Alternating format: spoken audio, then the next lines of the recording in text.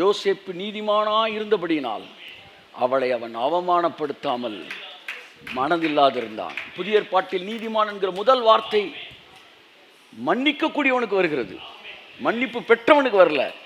அவமானப்படுத்தக்கூடாது ஒரு ஆளை அப்படின்ற முடிவை அவன் எடுத்தான். நான் சொன்னேன், எனக்கு எதிரியே இல்லை சார்னே. இல்லை நீங்கள் சொல்லுங்கள். இல்லை இல்லைன்ட்டேன். வெளியே வந்துட்டேன். வெளியே வந்த பிறகு திரும்ப கொக்கரிக்கிறாங்க. அப்போ சொல்கிறேன், என்கிட்ட கேள்வி கேட்கப்பட்டது, ஒரு நிமிடத்தில் உங்களெல்லாம் கூப்பிட்டு உங்களை உட்கார வச்சுருப்பேன்றேன். அப்போ கூட அப்படியா, எவ்வளோ நல்லவராக இருக்கீங்க, அந்த இடத்துக்கு வரமாட்டேன்றாங்க சார். சொல்லிப்பாருடா அப்படின்றான். என்ன செய்கிறான், நம்மளை திரும்ப தூண்டுறான். அப்படியே ரிவர்ஸ் போ, திரும்ப கமிஷனர்ஸ்குள்ளே போ அப்படி நம்மளை தூண்டுறான்.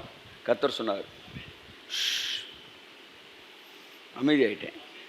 சில நேரம் நம்ம நினைப்போம், எதுக்குடா நம்மளை ஆசீர்வதிக்கிறாருன்னு. யாருக்குமே தெரியாது, இதுக்கு தாண்டா ஒன்று நான் ஆசீர்வதிக்கிறேன். It is prayer, it is holiness, it is obedience. No, எல்லாத்துக்கும் மேலே இது, அதுக்கும் மேலே. கை தட்டுங்க எல்லாம் சொல்லுங்க. ஜெபம் சொல்லுங்க, சத்தமாக சொல்லுங்க. உபவாசம், பரிசுத்தம், ஒழுக்கம். ஆவியானவர் சொல்லுவார், அதுக்கும் மேலே. கையை தட்டு. அதுக்கும் மேலே, எல்லாத்துக்கும் மேலே என்ன? மன்னிப்பு. கையை தட்டுங்க. ஆமென், ஆமென். வாழ்க்கையில் பூக்க வேண்டிய மிக அழகான ஒரு பூ. நீங்கள் ஹெவனை பூமியில் அனுபவிக்கணும்னா நீங்கள் ஏன் தெரியுமா 1000 வருஷம் எப்போ தெரியுமா விரும்புவீங்க? ஹெவனுக்கு போகணுன்னு உங்களுக்கு ஆர்வமே இல்லையா அப்படின்னு நிறைய பேர் என்ன கேட்பாங்க. நாங்கள் ஹெவனை தான் என்ஜாய் பண்ணிகிட்டு இருக்கிறோம். அதனால தான் 1000 வருஷம் பேசிகிட்டு இருக்கிறோம். நீ எப்படா ஸ்கூல் விட்டா வீட்டுக்கு போகணும் ஒரே மூடில் இருக்கிற. ஏன்னா உனக்கு ஸ்கூல் போர் அடிக்கிறேன், வீட்டுக்கு போகணுன்னு பார்க்குறான். ஒரு குரூப்பு ஸ்கூலே விட்டுருச்சு, உட்காந்து கணக்கு போட்டுக்கிட்டு இருக்கிறாங்க. ஒரு 5 பேர் 5:30 மணிக்கு ஸ்டடி பெல்லாம் அடிச்சுட்டாங்க. அதுக்கப்புறம் வாட்ச்மேன் இருக்கிற அளவுக்கு வேலை பார்க்குறேன். இவங்களுக்கு ஸ்கூல் சூப்பராக இருக்குது. கைத்தட்டுங்க ஒருத்தருக்கு. இந்த பூமியில் you can enjoy heaven on earth life. அப்போ நல்லா நீங்கள் கவனிங்க. இப்போ நான் திரும்ப இதுக்குள்ளே வரேன். மன்னிப்பு என்பது ஒரு மகத்தான அனுபவம். As much as you practice it, you are becoming mentally strong. It is not one day magic. You cannot forgive somebody just like that. ஒரு நாள்லாம் அப்படி டக்குன்னு மன்னிக்க முடியாது. எனக்கு அது கடினமாக இருந்தது. ஒரு செகண்டில் மன்னிச்சவங்கள நான் மாட்டி விடலை, மன்னிச்சாலும் மாட்டி விடலை. இப்போ என்னன்னா, இது எப்படிங்க உங்களுக்கு சாத்தியம்னா, ஒரு 20 வருஷம் ஒவ்வொரு முறையும் ஜெபிக்க வரும்போது வீட்டு படம் பண்ணியா அப்படின்னு கேட்ட மாதிரி எதிரியெல்லாம் மன்னிச்சிட்டியான்னு கேட்பார். இப்படியே என்னுடைய குச்சை களவாண்டவன், ஜாமெட்ரி பாக்ஸை களவாண்டவன், என் பின்னாடி இருந்து மண்டையில் அடித்தவன், அப்புறம் என் பேரில் லவ் லெட்டரை போட்டவங்க, இப்படி என் பேரில் எஸ்எம்எஸை போட்டு விட்டு தொடர்ந்து நான் அதாவது இந்த மாதிரி நம்ம பேரில் இப்படி பண்ணுறவன் அப்படி பண்ணுறேன், இப்படியே மன்னிப்பு. It's not one day magic. You have to practice it. Every day you have to practice. இன்றைக்கி நடந்த சம்பவத்துக்கு இன்றைக்கி நடந்தது இப்படியே மன்னிக்கும் போது பைபிள் சொல்லுது, ஒரு கிறிஸ்தவ வாழ்க்கையின் உச்சகட்ட படிப்பு, பிஹெச்டி, பூரண சக்குணம், பர்ஃபெக்ஷன். அந்த வார்த்தையை பயன்படுத்துகிறார். இயேசு சொல்கிறார், பரலோகத்தில் இருக்கிற உங்கள் பிதா பர்ஃபெக்டாக இருப்பது போல, பூரண சற்குணராய் இருப்பது போல நீங்களும் பூரண சற்குணராய் இருக்க வேண்டும் என்றால் என்ன செய்யணும்? உங்களை சபிக்கிறவர்களை ஆசீர்வதியுங்கள், உங்களுக்கு துன்பப்படுத்துகிறவர்களுக்கு ஜெபம் பண்ணுங்கள், உங்களுக்கு தீமை செய்தவர்களுக்கு நன்மை செய்யுங்கள். இப்படி செய்வதினால் நீ பாஸ் மார்க்குக்கு வரல, நீ ஆல் பாஸுக்கு வரல, நீ 100% நீ வர்ற. கிறிஸ்தவ வாழ்க்கையின் உச்சகட்டம் மன்னிப்பதில் இருக்கிறது. இன்னைக்கு இந்த ரகசியத்தை கற்றுக்க நான் வரும்போது ஒரே ஒரு எல்லா ஜபத்தையும் நம்ம எல்லா மெசேஜுக்கும் நம்ம ஜெபிக்கிறது இல்லை. பயங்கர ஃபயரான மெசேஜ்லாம் எடுத்து வந்திருக்கேன். ஆண்டவர் கேட்குறவங்க ஆசிரியர், ஆனால் இதுக்கு மட்டும் இந்த செய்தியை கேட்காதவனை கேட்க வைங்க ஆண்டவரே. நிறையா பேர் கொண்டு போங்க. எத்தனையோ குடும்பங்கள் உடைவதற்கு தடுக்கக்கூடிய செய்தியாக அந்த செய்தி என்ன செய்யப்பட்டும்? பயன்படுத்தப்படட்டும். கிறிஸ்தவர்கள் இந்த உலகம் ஒரே ஒரு மொழியை, ஒரே ஒரு வார்த்தையை கற்றுக்கொண்டால், இன்று இரவு இந்த உலகத்தில் இருக்க 800 கோடி பேரும் ஒரே ஒரு வார்த்தையை, இந்த வார்த்தையை கற்றுக்கிட்டானா நாளை காலை இந்த உலகம் பரலோகமாக இருக்கும் என்று நான் சொல்கிறேன். அந்த ஒரே ஒரு வார்த்தையின் பெயர் பரிசுத்தம் அல்ல, மன்னிப்பு. கரங்களை தட்டி கர்த்தருக்கு நன்றி சொல்லுவோம். ஆமென். ஒண்ணுமே இல்லை சார். நீங்க பிதாட்ட போய் உங்களுக்கு பிடிச்ச வார்த்தை என்ன சார் பைபிள்னு கேளுங்க, சொல்லுங்க. இந்த ஒரு வார்த்தை இல்லைன்னா பரலோகம் எம்டியா இருக்கும். பரலோகமே எம்டியா இருக்கும். அவருடைய நாமத்தில் ஒண்ணே என்ன தெரியுமா? அவருக்கு பேரே மன்னிப்பு. அவர் பேர் என்ன தெரியுமா? மன்னிப்பு சார். அவருக்கு இயேசு என்று பெயரிடுவாயாக. அவர் தமது ஜனங்களின் பாவங்களை நீக்கி அவர்களை மன்னித்து அவர்களை ரட்சிப்பார். வாட் இஸ் மென்ட் பை ரட்சிப்பு? உங்கள் பாவங்கள் மன்னிக்கப்படுவதே ரட்சிப்பு.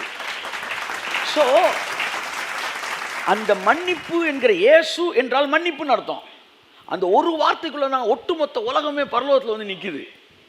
அது அடிக்கடி சொல்லுவேன், பரலோகம் என்பது பரிசுத்தவான்களின் இடம் அல்ல, அது மன்னிக்கப்பட்ட பாவிகளின் இடம். பரிசுத்தவான் மட்டும் உள்ள வாப்பான என் பிதாவைய தேவன் ஒருத்தர் தான் இருக்கணும். தப்பா எடுத்துக்கிறாதீங்க, சொன்ன அடுத்து பஞ்சாயத்தை கிளப்புவீங்க. இயேசுவே உள்ள போக முடியாது. ஏன் அவர் என்ன பாவம் பண்ண? அவர் ஒரு பாவம் பண்ணல, ஆனா என் பாவத்தை வாங்கின பாவத்தை பண்ணிட்டார்ல. ஒருவேளை சிலுவை சம்பவம் நடக்கல அப்படின்னா இயேசு உள்ள போலாம், பரிசுத்தன் உள்ள போலாம். அவர் தண்ணியில் தானே ஜீவன் உள்ளவராக இருக்கு. அதான் நான் மாற்றமே சொல்லலை, இல்லைன்னு சொல்லலை. அவர் நல்ல மனுஷன் தான், நான் இல்லைன்னு சொல்லலை. ஆனால் துன்மார்க்கனுக்காய் பிணைப்படுகிறவன் வெகுபாடுபடுவான் இருக்குல்ல. அவர் நல்லவர் தான். துன்மார்க்கனாய் நம்மள்கிட்ட பிணைப்பட்டார்ல, பிணைனா பிளட்ஜ் ஆனார்ல, அதனால பாடுபட்டார். அதான் ஏசாயா சொல்றான், நம்முடைய பாடுகளை அவர் ஏற்றுக்கொண்டு நம்முடைய துக்கங்களை அவர் சுமந்தார். நண்புக்குரியவர்களே, நம்ம டாக்டரின் போனால் நமக்கு லைஃப் ஸ்டடி தான் ரொம்ப முக்கியம். டாக்டரின் பேசுகிறவங்க 4 பேர் தம்மை போட்டு பேசிகிட்டு இருப்பாங்க இந்த பக்கம் உட்காந்து, இல்லாட்டி வந்து கோயிலை போட்டு பேசிகிட்டு இருப்பாங்க. அது நமக்கு தேவையில்லை. இந்த சத்தியம் சரியா, அந்த சத்தியம் சரியா அப்படின்னா என்ன அர்த்தம்னா வந்து நிறைய சொத்து சேர்த்து வச்சுட்டு உட்காந்து பேசிகிட்டு இருக்கிறான்னு அர்த்தம். நமக்கு வாழ்க்கை இருக்குது. ஸோ வாழ்க்கையை நோக்கி கடந்து சொல்லுவோம். ஸோ மன்னிப்பு என்பது மிகப்பெரிய ஒரு வேதாகமத்தில் அழகான ஒரு வார்த்தை. அப்போ 11:24-25 சொல்கிறாரு, நீ ஜெபத்துக்கு வந்தினா நீ நல்ல வேளா நீ கெட்ட வேளான்றதான் எனக்கு ரெண்டாவது தான் மகனே, நீ மன்னிக்கிற வேளா இல்லையான்றதே எனக்கு தேவை. ஏனென்றால் பிதாவுடைய மொழி, அது மொழி. அப்போ நான் முடிச்சுட்டு எல்லாத்தையும் முடிச்சுட்டு வரேன் வெளியில், நீ எதுக்கு என்ன போட்டு கொள்றீங்க? அவங்களெல்லாம் விட்டுட்டீங்க, அந்த பயிலுக்கும் லபா லபான்னு நான் கத்துறாங்க, என்கிட்ட வந்து மன்னிப்பு பண்ணிக்கின்றீங்கன்னா ஒன்றுமே சொல்லலை. வெளியில் வந்தோன்னா கடைசி அப்படி தோளில் கையை போட்டு சொல்கிறாரு, அதனால தான் உனக்கு எனக்கு ரொம்ப பிடிக்கும் அப்படின்றாரு. அதனால தான் எனக்கு ஒன்று ரொம்ப பிடிக்குது, அவ்வளோதான் ஸ்டேட்மெண்ட்டு. அதனால தான் நான் உனக்கு எனக்கு வந்து ஒன்று ரொம்ப பிடிச்சிருக்கு, அவ்வளோதான் கேட்கும் அந்த சவுண்டு. 365 நாளிலே ஒரு நாள் நீங்கள் மன்னிப்பதினால் நான் உங்களுக்கு கேரண்டி தரேன், 365 ஒரு நாள் மன்னிப்பதினால் 364 நாட்களும் உங்களை அவர் ஆசீர்வதிக்கிற தேவனாய் இருக்கிறார். I am talking out of my experience. மன்னிப்பு எங்க வரைக்கும் வருது? ஜட்ஜ்மெண்ட் வரைக்கும் வருது. இதை பேசுறதுக்கு தான் கொந்தளிச்சாங்க நிறைய பேர். இவங்களாம் யாருன்னு தெரில, வந்து நல்ல குடினானே வந்து தப்பே செய்யாத குரூப்பாக என்னன்னு தெரில. பட் நாங்களாம் வந்து ரொம்ப சாதாரணமான ஆட்கள்.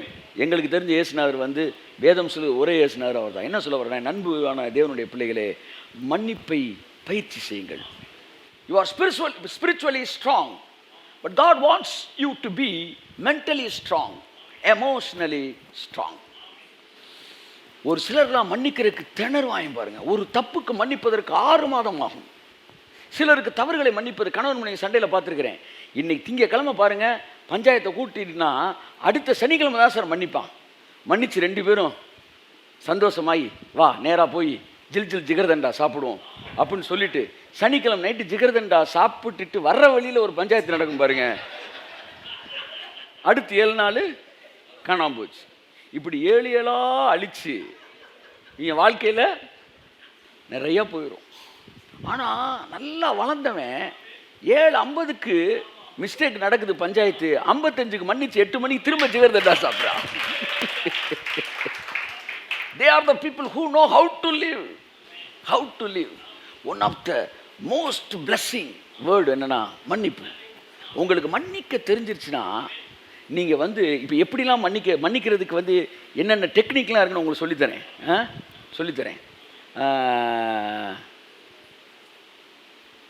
ஓகே, பேசுவோம், நம்ம அதை பற்றிலாம் பேசுவோம். 2 வாரம் அதான் எடுப்போம்னு நான் சொன்னேன். How to forgive, easily how to forgive அப்படின்னு.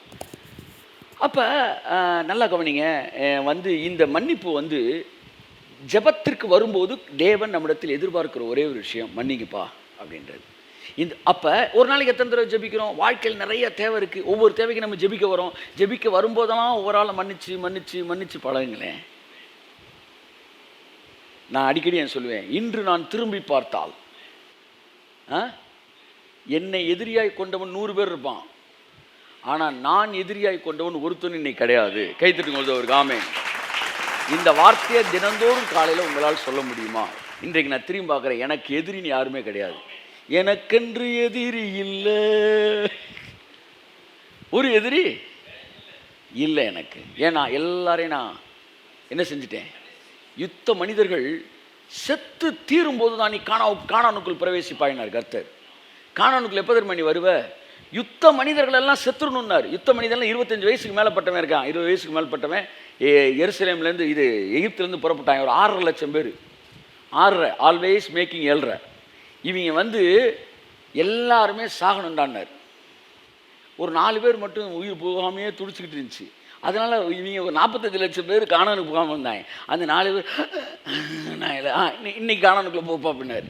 அந்த 4 பேர், அதாவது கடைசி யுத்த மனுஷன் செத்த அன்னைக்கு தான் பாலும் தானே ரசித்தான். ஒரு நாள் கர்த்தர் என்கிட்ட பேசினாரு, ஜஸ்டின் ஓ வாழ்க்கையிலையும் உனக்குள்ள யுத்தம் செய்கிற இந்த மன்னிக்க முடியாமல் திணறிட்டு இருக்கு அந்த யுத்த மனிதன் செத்துட்டான்னா இன்னைக்கே நீ காணா நீ பாப்படாங்க. ஒரு நாள் என்கிட்ட சொன்னார், நீ எப்படா சந்தோஷமாக இருப்ப அப்படின்னாரு. எதிரிலாம் செத்துட்டான் என்ன சந்தோஷமாக இருப்பேன் ஆண்டவர் என்ன. யோனா சொன்னான் ஏதோ ஒரு வார்த்தை கேட்டதுக்கு டென்ஷனாக ஏதோ சொன்னானே, இது பண்ணால் நல்லா இருக்குமாப்பா, நீங்கள் எது பண்ணாலும் இப்படி அப்படின்ற மாதிரி எதுவும் சொல்லுவான். அந்த மாதிரி எப்படா நான் சந்தோஷமாக இருப்பேன்னு. எதிரிலாம் செத்தா என்ன, செத்து ஒழிஞ்சா என்ன நல்லா இருக்கும் அப்படின்னு. அப்போ கொன்று அப்படி இல்லை. அப்போ கொன்று எங்கேருந்து கொன்று? உன் மனசுலேருந்து கொன்று. உன் மனசுலேருந்து அவனை காலி பண்ணிடு. நீ அவனை தேடியும் காணாதிருக்க வேண்டும். ஸோ மைண்டுக்குள்ளே இருந்து எரேஸ் பண்ணிக்கிட்டே இருக்கணும், காலி பண்ணிக்கிட்டே இருக்கணும். உங்கள் இருதயத்தில் அவனை என்ன செஞ்சிடணும்? இருக்கக்கூடாது. மன்னிச்சு மன்னிச்சு மன்னிச்சு மன்னிச்சு அவனை ஃபுல்லாக அகற்றிடணும். யுத்த மனிதர்கள் செத்து தீரும்போது நாம் கானானுக்குள் பிரவேசிக்கிறோம். கரங்களை தட்டிக்காய். இந்த மாலை நேரம் கானானா வனாந்திரமா என்பது இன்று காலை நாம் என்ன முடிவெடுத்தோம் என்பதில் இருக்கிறது. கைத்தட்டுவது ஆமென். இன்று இரவு கானானா வனாந்திரமா என்பது நம்முடைய கையில் இருக்கிறது. இன்னைக்கு ஆவி என்கிட்ட பேசினாரு, கானானா வனாந்திரமா என்பது என் கையில் இல்லை மகனே, உன் கையில் இருக்கிறது. மன்னிப்பு என்கிற ஒரு சொல்லை நீ கற்றுக்கொண்டாயானால் எத்தனை குடும்பங்கள் நான் பார்த்துருக்கேன். புருஷனே சரியில்லைன்ட்டு பஞ்சாயத்தை கூட்டிட்டு அவர் இப்படி பண்ணுறாருன்னு வெளியே வந்துட்டு அவன் செஞ்ச வேலையை நீ செஞ்சுட்டு இருப்பாங்க. நீ அவனை குறை சொன்னா கடைசியில் அவன் செஞ்ச வேலையை நீ செஞ்சுக்கிட்டு இருக்கீங்க. அப்போ இது எல்லாமே பைபிள் அதை ஒரு கேர்ஸாக தான் சொல்லுது. அதாவது நீ மற்றவர்களை குற்றவாளியை தீர்க்கிற நீ அவர்களை குற்றவாளிகளாய் தீர்க்கிற விஷயம் எதுவோ அவைகளையே நீயும் செய்கிறபடியினால் அந்த வார்த்தைகள் உன்னைத்தானே குற்றவாளியை தீர்க்கிறாய். இது ஒரு மொழிபெயர்ப்பில் என்ன சொல்றாங்கன்னா, நீ எதை மன்னிக்கவே மாட்டேன்னியோ அதே தப்ப உன்னை செய்ய வைப்பாரு. We must train our spirit to forgive. It is not overnight matter. அதான் நான் சொல்றேன், it is a practice. You will have pain. You will have pain. ஆனால் ஒன்று தெரிஞ்சுக்காங்க, மன்னிக்கும் போது ஒரு பெரிய வலி இருக்கும். அது ரொம்ப லேசானது. நீங்கள் மன்னிக்காத போது இருக்கிற வழியை நீங்கள் நினைத்து பார்த்தீர்கள் என்றால் நீங்கள் மன்னிக்கும் போது ஒரு கையை தட்டிட்டு கொண்டு இருக்கிறாரு. நான் சொல்கிறேன், ஒரு மேட்ருக்கு மன்னிக்காமல் ஒரு நாள் போங்க, அதில் ஒரு வலி இருக்கும் பாருங்களேன். அடுத்த நாள் மன்னிங்க, மன்னிக்கும் போது ஒரு வலி இருக்கும்ல. இந்த மன்னிக்காதப்ப இருக்கிற வலி பயங்கரமானது. பைபிள் சொல்லுது, நீ அவனை மன்னிக்காவிட்டால் உன்னை உபாதிக்கிறவர்கள் கரங்களை நான் ஒப்பு கொடுப்பேன். தி டார்மெண்ட் ஸ்பிரிட்ஸ், டார்மெண்டிங் ஸ்பிரிட்ஸ். அது எங்கே இருக்குது அந்த வசனம்? வாசிப்போம். மத்தேயு 18ஆம் அதிகாரம் 34-35. People who are not ready to forgive others, they will be tormented. அவனுடைய ஆண்டவன் கோபமடைந்து அவன் பட்ட கடனை எல்லாம் தனக்கு கொடுத்து தீர்க்கும் அளவு. இந்த நடந்த சம்பவம் உங்களுக்கு தெரியும். என்ன சம்பவம் சொல்லுங்க? ஒருத்தன் 100 ரூபா கடன் வாங்கியிருக்கிறான், 100 வெள்ளி காசு, ஒரு பேச்சுக்கு சொல்கிறேன். அவன் போய் செலுத்த நிர்வாகம் இல்லை. உடனே அந்த ஓனர் சொல்கிறாரு, சரி போ மன்னிக்கிறேன் போ அப்படின்ட்டார். ஐயா தோத்துறையான்ட்டு போயிட்டான். வர்ற வெள்ளி வந்துட்டு ஒரு 1,000 ரூபா ஒருத்தன் கடன் வாங்கியிருக்கான். அவனை கூப்பிட்டீங்க, வாப்பா நீ என்கிட்ட ஒரு 10 ரூபா கடன் வாங்கினில. அமையா முடியலையா? என்ன முடியல? அவனை தூக்குடா அப்படின்னு தூக்கி ஜெயிலில் போட்டான். 100 ரூபாய்க்கு மன்னிக்கப்பட்டு வரவன் 10 ரூபாய்க்கு வாங்கினவன் ஜெயிலில் போட்டான். இவன் ஜெயிலில் போட்டதை அந்த 100 ரூபா கொடுத்த ஓனருடைய ஆட்கள் பார்த்துட்டாங்க. டீ குடிச்சிருந்துருக்காங்க இப்போ பக்கத்தில் கடையில் பார்த்து என்ன இவனே கழுத இங்கேருந்தானே வந்தவன், இவன் தூதர்கள் இந்த வேலையை செஞ்சிருவாங்க, ராஜாட்ட போய் சொல்லிடுவாங்களாம். போய் சொல்லிட்டாங்க, ஐயா உங்கள்கிட்ட 100 ரூபா வாங்கினவன் அவனை மன்னிச்சுட்டு. ஆமாம், அவன் 10 ரூபா வாங்கினவனுக்கு இப்படி பண்ணிட்டான். அப்படியா? அவனை தூக்குங்களான்ட்டான். தூக்கி டெலீட் பண்ணிட்டாரு. திரும்ப ரெக்கவரி சாஃப்ட்வேரை போட்டு எடுத்துட்டாரு. கையை தட்டுங்க. இதை வச்சு ஒருத்தர் என்ன சொல்கிறாருன்னா, என்னால் அதை ஏற்றுக்க முடியல. என்ன சொல்கிறாருன்னா, உன் பாவத்தெல்லாம் மன்னிச்சிருவாரான் கர்த்தர். இயேசுன்றதை மன்னிச்சிருமா. நீ மன்னிக்க மாட்டேன்னா ரெக்கவரி சாஃப்ட்வேர் எடுத்துருவாரான். தம்பி சாஃப்ட்வேரை போட்டுருவோமா? போட்டா 8 வயசில் நீ தீப்பெட்டி பட திருவிழந்து அம்பிட்டு ரெக்கவர் ஆயிரும். எப்படி வசதி? ஏசு அப்படி செய்கிறாரு இல்லை எனக்கு தெரியல, எனக்கு அதை உறுதிப்பாடு இல்லை. நான் 40 நாள் உபவாசத்தை போட்டு கேட்டு வந்து சொல்கிறேன். சரி, இப்போ இந்த ஓனர் என்ன செஞ்சுட்டேன், ரெக்கவரி சாஃப்ட்வேரை போட்டான். போட்டுட்டு எல்லாத்தையும் நீ செலுத்தணுன்றான். ஐயா முடியல என்றான். செலுத்தி தீர்க்கும் வரைக்கும் முக்கியமான வார்த்தை இன்னைக்கு ஆவியானவர் சொன்னார், அவனை உபாதிக்கிறவர்கள் கைகளில், சித்திரவதை பண்றவன் கையில் கொடுத்துட்டானா. டார்ச்சர்ஸ், டார்மெண்டர். அவனை போட்டு வாசிங்க அந்த வசனம். அவனுடைய ஆண்டவன் கோபமடைந்து அவன் பட்ட கடனை எல்லாம் தனக்கு கொடுத்து தீர்க்கும் அளவும் உபாதிக்கிறவர்களிடத்தில் அவனை ஒப்பு கொடுத்தான். அப்ப பாத்தீங்களா, மன்னிக்காதது, மன்னிக்கிறதுனால் வர்ற பெயினை விட மன்னிக்காதவனுக்கு வர பெயின் ஓவர். அது ஒரு ஸ்பிரிட்டு சார். மன்னிக்காதவனுக்கெல்லாம் ஒரு உபாதை, அதாவது வாதை அவனுக்கு இருக்கும். இயேசுவை காட்டி கொடுத்துட்டாங்க, சரியா? காட்டி கொடுத்தவரை கொலை செய்ய போறாங்க. காட்டி கொடுக்கப்பட்டவர் சாகணும். அவர் சாகுறதுக்குள்ள காட்டி கொடுத்து செத்துட்டான். எல்லாம் சொல்லுங்க. காட்டி கொடுக்கப்பட்டவன் சாவதற்கு முன்பாக காட்டி கொடுப்பவன் செத்துறான். திரும்ப சொல்றேன், காட்டி கொடுப்பவன், காட்டி கொடுக்கப்பட்டவன் அசிங்கப்படுவதற்கு முன்பாக காட்டி கொடுத்தவன் அசிங்கப்பட்டுருவானா. ஏசு செத்துருவார் செத்துருவார்னு பார்த்துக்கிட்டேன், யூதா செத்துட்டான். நீங்கள் மற்றவர்கள் அழிய வேண்டும் என்று ஒரு பேச்சுக்கு சொல்றேன். உங்க எதிரி எல்லாருக்கும், நம்ம எதிரி இல்லாத யாருமே கிடையாது. ஆனால் அவர்கள் எதிரிகள் என்கிற இடத்திலிருந்து இறக்கி விடுறது தான் பெரிய விஷயம். அவர்கள் அழிய வேண்டும் என்று நீங்கள் நினைக்கும் போது கசப்பு உங்களிடத்தில் வருகிறது அல்லவா? இது என்னன்னா, விஷத்தை நான் குடிச்சிட்டு அவன் சாகணுன்ற மாதிரி. அவன் நிச்சயம் சாவானே வச்சுக்கோமே, ஆனால் அதுக்கு முன்னாடி நீ செத்துருவ, நம்ம செத்துருவோம். எத்தனை பேர் சந்தோஷமா ஆகணும்னு நினைக்கிறீங்க? சொல்லுங்க. மன்னிப்பு என்கிற வார்த்தை கிரேக்கர்களுடைய அகராதியில் கிடையாது. தாழ்மை என்கிற வார்த்தை கிரேக்கர்களுடைய டிக்ஷனரியில் கிடையாது. அதனால தான் கிறிஸ்தவத்துக்கும் கிரீக்குக்கும் அவ்வளோ பெரிய, கிரேக்க மதங்களுக்கும் கிறிஸ்தவத்திற்கும் அவ்வளோ பெரிய வித்தியாசம் இருக்குது. கிறிஸ்தவத்தின் உச்சபட்ச என்னது கேரக்டர் என்னன்னா மன்னிப்பும் தாழ்மையும் தான். கைத்தட்டுங்க ஒரு ராமே. சில நேரங்கள் எல்லாம் நம்ம கடவுள் எதையோ வச்சு அளக்கிறாருன்னு நினைக்கிறோம். அவங்க எல்லாருக்கும் நான் சொல்கிறேன், ஈஸியான மெத்தட். என் பிள்ளைகளுக்கு நான் ஈஸியான, நான் என்ன கற்றுக்கிட்டேன்னா உங்களுக்கு சொல்லித்தரேன், அவ்வளோதான். என்ன சரியா? ஒரு கணக்கை 4 வாத்தியார் 4 மாதிரி சொல்லி தருவாங்க, சரியா? உங்களுக்கு சிலர் கை கால் விரல் பக்கத்து வீட்டு விரலாம் கொட்டிக்கிட்டு பக்கத்தில் இருக்க விரலையும் கடன் வாங்குறது சார் 42 32. சிலர் வகுத்தல் கணக்கை தானா மாதிரி போட்டு சொல்லி தருவாங்க. சிலர் 2 பக்கம் காது மாதிரி போகும் சொல்லி தருவாங்க. ஒவ்வொரு வாத்தியார் ஒரு மாதிரி சொல்லுவார். நான் கடவுள்கிட்ட பழகினதில் நான் ஈஸியாக உங்களுக்கு சொல்லித்தர கணக்கு நான் சொல்கிறேன். ஒன்றே ஒன்று சார், அவர் இருதயத்தை நீங்கள் கவர்ந்துடுறதுன்னா ஒன்றே ஒன்று தான், மற்றவனை நீங்கள் மன்னிக்க மன்னிக்க அவர் இருதயத்தை நீங்கள் கவர்ந்துருங்க. You will have a special favor. இந்த கொடுங்கள் உங்களுக்கு கொடுக்கப்படும் இருக்கு பார்த்தீங்களா, இதனுடைய வந்து அதாவது அந்த அந்த வாட்ஸ் தட் அந்த கான்டெக்ஸ்ட் என்ன சொல்லுதுன்னா, மன்னிப்பை பற்றி தான் சொல்லுது. சிலருக்கு மன்னிப்பு கொடுப்பாராம், சிலருக்கு மன்னிப்பு கூட கொடுப்பாராம். கை தட்டுங்களேன். எப்படி மன்னிப்பு? ஆமாம். இதை நான் விளக்கமாக சொல்ல வந்தேன்னு வச்சுக்கோங்களேன், அது பிரச்சனையாகி போயிடும். சிலருக்கு மன்னிப்பு கொடுக்குறாரு, சிலருக்கு மன்னிப்பு கூட கொடுக்குறாரு. ஏன் சார் மன்னிப்பு கூட கொடுக்குறாருன்னா, அவன் கொடுத்தான் அதனால் அவனுக்கு கொடுத்தேன். ஐயா நீங்கள் எப்படி தான் மன்னிப்பு அளக்குறீங்க? அவன் என்ன அளவு அளக்குறானோ அந்த அளவு நான் அளக்குறேன். கையை தட்டுவது அவன்.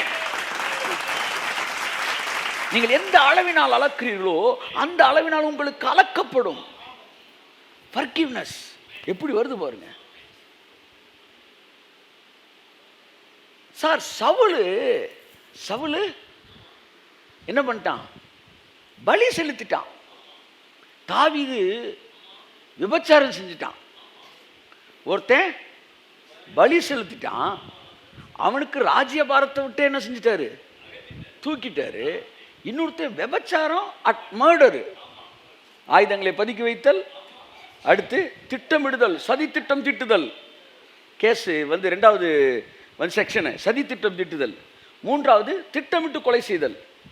அங்கே போய் ஆயுதத்தை குத்தல், ஆயுதத்தை எடுத்தே கொடுத்து விட்டுருக்கான். மூளையாக செயல்படுதல், மற்றவரை குற்றம் செய்ய தூண்டுதல்.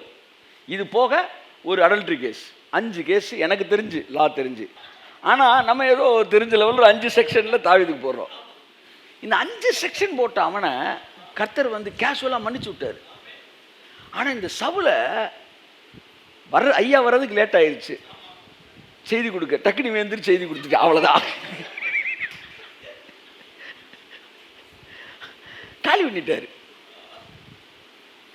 இது என்ன நியாயம் சார்? ஒருத்தனுக்கு கூட கொடுக்குறாரு, ஒருத்தனுக்கு எதை பாவம் இவனும் பொழைச்சி போட்டு கொடுக்கலாம், கொடுக்கவே இல்லை. நீ நல்லா கவனிங்க.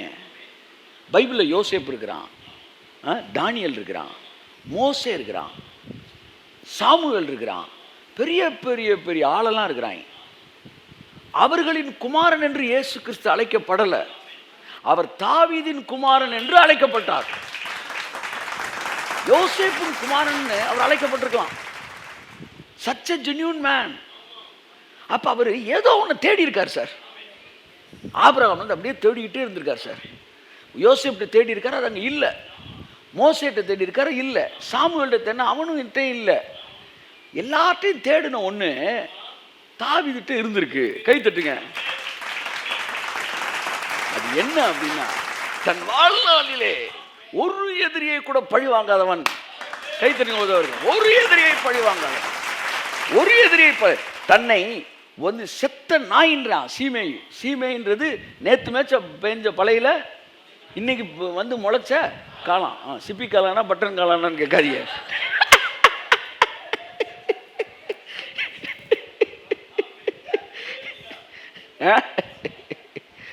நேற்று பெஞ்ச மலையில் இன்னைக்கு முளைச்சக்கா. அவன் சீமையும் ஒரு செத்த நாயின்றான். ஐயா ஒரே போட்டுறியா சொல்லுங்கன்றான் பக்கத்தில் ஒருத்தன். விட்டுரு இவன் பேசுறத அவர் கேட்பாரா? அந்த நிமித்தம் கர்த்தர் ஆசிரியப்பாரான்றான்.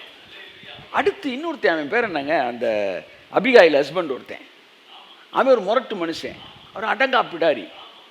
அவன் வந்து என்ன செய்கிறான், அவன் ஆட்கள்லாம் வேலை பார்த்தப்ப இவன் என்ன செஞ்சுருக்கிறான், அவங்கள சப்போர்ட் பண்ணியிருக்கிறான். ஏன்னா அவன் எல்லையில் வேலை பார்க்கும்போது தாவி சப்போர்ட் பண்ணி சாப்பாடெலாம் கொடுத்து, உங்களுக்கு எது வேணும்னா சொல்லுங்கள், நம்ம ஏரியாவுக்கு வந்திருக்கேன்னு கவனித்து அனுப்பிச்சிருக்கான். ஒரு 500-1000 பேரை. இவன் ஏரியாவில் போய் இவங்க வேலை பார்த்தப்ப, ஐயா உங்கள் ஆட்கள்லாம் நம்ம ஆட்களுக்கு வரும்போது, யார் நீ, யாருப்பா உனக்கு யாருமே அடையாளம் தெரியலையா? ஐயா தாவிதா. இந்த காலத்தில் தலைவனுக்கு அடக்காமல் கொள்ள பேர் தெரிஞ்சுக்கிட்டு இருக்காங்க. அதெல்லாம் எவனே எனக்கு தெரியாதுன்ட்டான். வந்து சொல்லிட்டாங்க. சொன்ன உடனே சரட்டுன்னு கத்தியை தீட்டிக்கிட்டு இருந்தவன் எடுத்து உள்ளே வச்சிட்டான். இன்றைக்கி நைட் அவன் தலை இருந்துச்சுன்னா முடிஞ்சிச்சிட்டான். கிளம்பி செம வெறியில் வரான், போட்டே தள்ளிடுவோன்டான்ட்டு. பல நேரங்கள் நம்ம செம வெறியில் போவோம் பாருங்கள், டக்குன்னு இடையில ஒரு வார்த்தை வந்து அமைதியாகிட்டோம். நீ உங்களுக்கு தான் பேர் தாவீது. கையை தட்டி வர்றது. அப்படியே வந்து போட்டுருவோம் நான் வந்துக்கிட்டு இருக்கும் திடீர்னு அபிகாயில் உள்ள வந்து ஐயா வந்து அவன் ஒரு மென்டல் பையா அவனை நீங்கள் போய் அவனை வெட்டி நீங்கள் வந்து என்ன ஆயிடாதீங்க, அவன்லாம் வந்து அப்படியாம்மா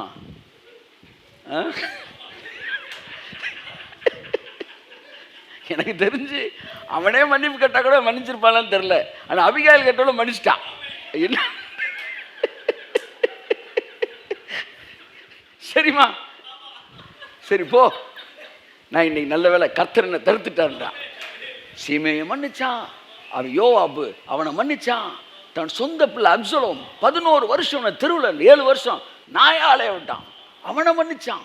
போருக்கு போகும்போது சொல்கிறான், டே பிள்ளையாண்டன் மேலே மட்டும் கை போட்டுறாரா சார், என்ன ஹார்ட்டு சார், என்ன ஹார்ட்டு, சண்டை போடு பையன் மேலே கை வச்சிடாதான்றான்.